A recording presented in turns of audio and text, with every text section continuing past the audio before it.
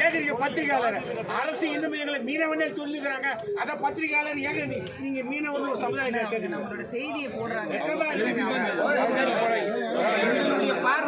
எங்களுடைய கோரிக்கை மட்டும் எங்களுக்கு கோரிக்கைகள் முக்கியம் இல்லையா? எல்லா அரசியல் கட்சிகளும் மீனவர்களை அதிகாரப்படுத்தணும், அவர்களுக்கான ஜனநாயக உரிமையை கொடுக்கணும். இதுதான் எங்களுடைய கோரிக்கை. நாங்கள் அமைச்சரா இருந்து நாங்களே செஞ்சுக்கிறோம், நாங்களாம் எம்எல்ஏ இருந்து நாங்களே செஞ்சுக்கிறோம். ஆனா இந்த பத்திரிகையாளர் சந்திப்பு, இந்த அரசியல் கலந்தாய்வுகளுடைய நோக்கமா பார்த்தது அண்ணன் சொன்னது என்ன, அவருக்கான ஆதங்கம் என்ன அப்படின்னா, ஒவ்வொரு அரசியல் கட்சியும் தங்களுக்கு தேவையான அளவீடான ஒரு வரைமுறையை தேர்தல் வாக்குறுதிகளாக கொடுக்குறாங்க.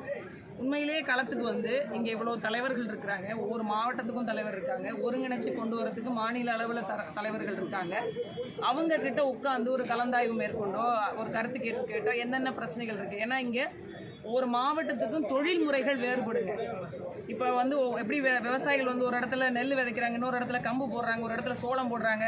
நான் விதைகளை கொண்டு போய் சோளம் போடுறவங்ககிட்ட கொடுத்துட்டு நெல் போடுறவங்ககிட்ட போய் கம்பை கொண்டு போயோ சோளத்தை கொண்டு போய் கொடுத்தா எப்படி வேறுபடுமோ, அது மாதிரி இங்கே மீன்பிடி முறைமைகளும் வேறு, மீன்பிடி அந்த தளங்களும் வேறு. அதனால ஒவ்வொருத்தருக்கும் வேறுபட்ட தேவைகள் இருக்கும். அதுக்கான கலந்தாய்வில் வைக்கிறது இல்லை அப்படிங்கிறது தான். இன்னொன்று வந்து அண்ணன் சொன்னதோடைய நோக்கம் என்னன்னா, இந்திய மீனவர்கள் கைது அப்படின்னு ஒரு கட்டத்தில் பேசிட்டு இருந்தாங்க. அது சுருங்கி தமிழக மீனவர்கள் ஆச்சு, தமிழன்ற அடிப்படையில். அப்புறம் மாநிலங்கள் ரீதியாக புதுவை, தமிழ்நாடுன்னு வந்தது. அதுக்கு பிறகு மாவட்ட ரீதியாக தலைமை இடங்களை போட்டாங்க. இப்போ கிராம ரீதியாக சுருங்கிடுச்சு. நாங்கள் எங்கே இருக்கிறோன்ற ஒரு கேள்வியும் வலியும் இருக்குது. அதுதான் இந்த இது. இப்போ நாங்கள் இந்த கடைசியாக நான் ஒன்றே மட்டும் சொல்கிறேன், இவங்களோட ஒப்புதலோட வருகின்ற மார்ச் 6ஆம் தேதி மாநிலங்களவை தேர்தல் இருக்குது. இந்த மாநிலங்களவை தேர்தலில் தமிழ்நாட்டில் திமுக கூட்டணியோடு இருக்கக்கூடிய இடங்களும் இருக்குது, அதிமுக தலைமையிலான கூட்டணியோட இடங்களும் இருக்குது.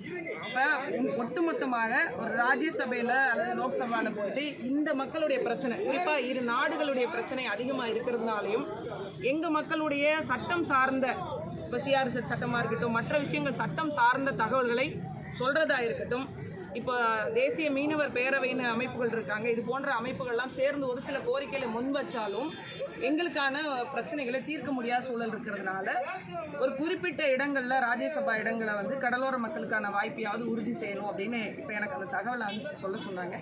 நாங்கள் என்ன எதுக்காக அதிகார பரவல் கேட்குறோன்னா, ஒரு நீண்ட காலமாக அடிமைப்படுத்தப்பட்ட ஒரு சமூகம் அரசியல் பங்கேற்பு இல்லாததுனாலேயே நாங்கள் இன்னும் பின்னோக்கி போயிட்டுருக்கோம். பொருளாதாரம் மட்டும் எங்கள்கிட்டேருந்து அதிகமாக போயிட்டுருக்கே தவிர உரிமை சார்ந்து இந்த கூட்டம் எப்படி இருக்குது அப்படின்னா, சொந்த மண்ணில் அகதி மாதிரி இருக்குங்க.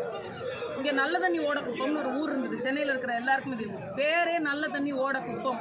இன்னைக்கு அந்த மக்கள் செம்மஞ்சேரியிலையும் கண்ணகி நகர்லையும் இருக்காங்க. ஒரு பரந்துபட்ட வாழ்க்கையை வாழ்ந்ததுனால, பரந்துபட்ட நிலப்பரப்பில் வாழ்ந்ததுனால தான் எங்களுக்கு பேரே பரதவர்கள்னு பேர். ஆனால் இன்னைக்கு சுருங்கி ஒரு 10க்கு 15 சுனாமி குடியிருப்பில் இருக்கோம். அந்த குடியிருப்புமே எங்களுக்கு சொந்தம் இல்லை. நான்லாம் எங்களோட ஈபி கட்டணம் இருக்கு இல்லையா, மின்சார கட்டணம், அதெல்லாம் கலெக்டர் பேரில் கட்டுறாங்க. எங்கள் பேரில் நான் வந்து தேர்வில் நிற்கும் போதுமே என்னை கேட்டாங்க, நிலுவையில்லா சான்று வாங்கிட்டு வாங்க. நான் கலெக்டர் பேரில் ஈபி பில்லை வச்சுட்டு எப்படிங்க நிலுவையில்லா சான்று வாங்குறதுன்னு கேட்டேன். இப்படி தான் இருக்குங்க நிலைமை. அதுக்கு காரணம் இங்கே எங்களுக்கு அதிகாரம் இல்லை. எந்த கட்சியாக இருந்தாலும் வரக்கூடிய தேர்தலில் உரிய அங்கீகாரத்தை எந்த கட்சி வழங்கணும், அவங்களுக்கு ஏகோபித்த ஆதரவை கடலோர மக்கள் கொடுக்க தயாராக இருக்கிறோம். இங்கே மட்டும் இல்லை, உள்நாட்டு மீனவர்கள், பர்வதராஜ குலத்தினர், இப்படி பல்வேறு தரப்பு நாங்கள் அதுக்கு தான் ஒன்றிணைச்சிருக்கிறோம். எங்களுடைய அந்த அழைப்புதலை பார்த்தா உங்களுக்கு தெரியும். இதில் ஒரு 2-3 பேர் இன்னும் விடுபட்டிருக்காங்க. நாங்கள் இப்போ தான் தேடி கொண்டு வந்திருக்கோம். அதுக்கான வாய்ப்பை கொடு. இல்லை அப்படின்னா இந்த தேர்தலே எங்களுக்கு வேண்டான்னு எங்களுக்கு புறக்கணிச்சு விட்டுருங்க. நாங்கள் எல்லாத்தையும் உங்கள்கிட்ட ஓட்டர் ஐடி, ரேஷன் கார்டு எல்லாத்தையும் கொடுத்துட்டு, எங்களுக்கு கடல் மட்டும்தாங்க சொத்து, கடல் மட்டும்தான் உலகம், கடல் மட்டும்தான் வாழ்வியல், நாங்கள் கடலோடையே இருந்துடுறோம். உங்ககிட்ட நாங்கள் எந்த உரிமையும் கேட்கல, எந்த சலுகையும் கேட்கல. நாங்கள் உழைச்சி நாங்கள் சாப்பிட்டுக்கிறோம், எங்களை விட்டுருங்க. இதுதான் இந்த கூட்டத்தின் வாயிலாக நாங்கள் சொல்ல வந்தது. நீங்கள் வந்து இப்போ அரசியலை விட்டு விலகி ஒரு வருஷமாக விலகி, யார் சொன்னா அரசியலை விட்டு விலகி நீங்கள் அரசியல்வாதி தான், ஆனால் ஒரு குறிப்பிட்ட கட்சியில் இருந்தீங்க, அப்புறமா இல்லை. இப்போ இந்த ராஜ்யசபா சொன்னீங்கல்ல, அந்த வாய்ப்பு உங்களுக்கு வழங்கப்பட்டால் நீங்கள் அந்த கட்சியில் போய் சேருவீங்களா? ராஜ்யசபா வீரர்களுக்கான வாய்ப்பு வழங்கப்படும். நீங்கள் இல்லை ஒன்றுதாங்க, நாங்கள் இந்த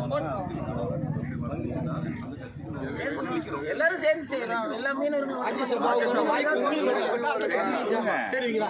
கூட்டமைப்பு சார்பாக ராஜ்யசபா சீட்டை வழங்கும் பட்சத்தில் அதை காளியம்மாள் அக்காவுக்கு கொடுத்து நாங்கள் ஆதரவு தெரிவித்து அந்த கட்சிக்கு நாங்கள் எல்லாரும் சேர்ந்து இருப்போம். ஒட்டுமொத்த ஆதரவு தெரிவிப்போம்.